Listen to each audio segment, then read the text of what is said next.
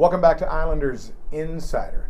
At this time, we're going to be talking tennis with the director of tennis here at Texas A&M University Corpus Christi, Coach Steve Moore. Coach, great to see you. Good seeing you. Good to see you as well. Last season, first off, congratulations again. You earned your unprecedented 10th Southland Conference Coach of the Year honor after your women went undefeated in the regular season, going 21-0, and ultimately advancing to the NCAA championships, where they lost their first match of the year to the eventual champions, the Stanford Cardinals. Okay, big scoop time. What's the secret to your success? Kind of a big answer, I know. Big question, but well, our success, but it's high character players and a real commitment to a very specific system. We overemphasize high character players. We overemphasize extreme hard work. We overemphasize the team. We overemphasize discipline. And those are kind of cliche things. It's really doing it, that putting those things into action. I tell the players almost every week, there's 4 things that you can be great at, that you can control.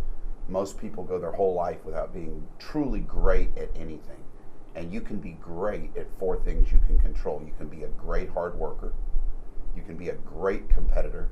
You can be a great teammate / encourager. And you can be great at your body management choices.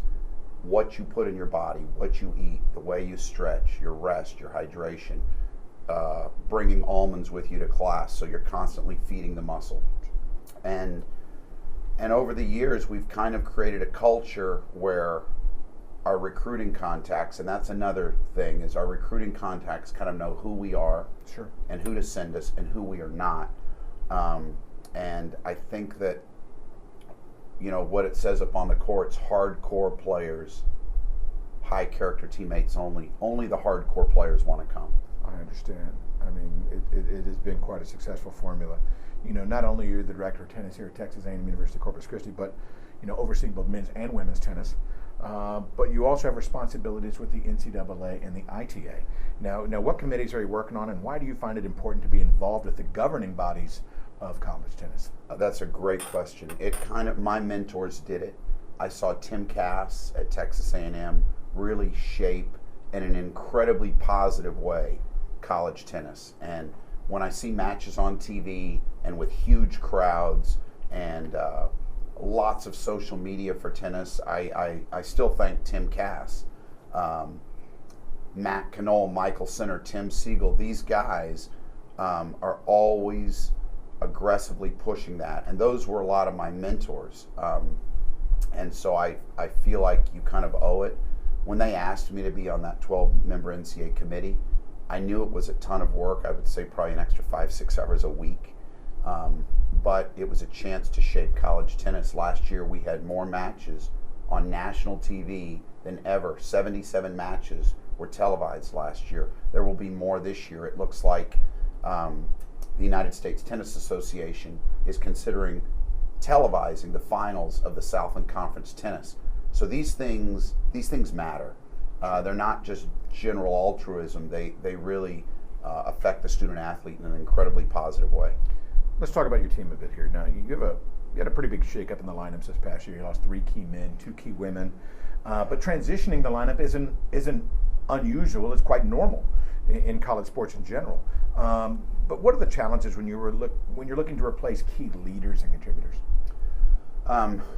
Number one, that you mentor and develop the current players for the next one up.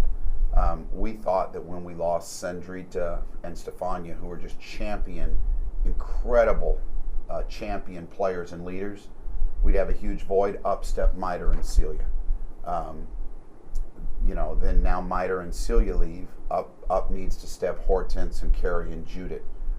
So it's been a passing of the baton from one great leader to the next. Laurent, Mike Pavlov leaves, in comes Zunino. Zunino leaves, in comes Laurent. Laurent leaves, in comes James Langford. James Langford leaves, in comes Aurelian, in comes Peter Nagy. And and it's really a lot more than just me. It's the players mentoring the player under them, sometimes from overseas, sometimes from their job at a bank or a sales firm. Well, one last thing before we could for you, that one player you have coming in this year who's stepping up to be a leader, senior transfer at Biak, Akin Shimoyan. Yeah. Interesting story, just because he came from a program that got shut down, but he was someone who was familiar with that program. I love that guy. I mean, he is one of the most positive, high character young men I've ever coached. My only sadness is that we will only get him 1 year, but he's been a tremendous infusion, perfect character guy. I knew he would be because he came from a coach who's one of my best friends and shares those values.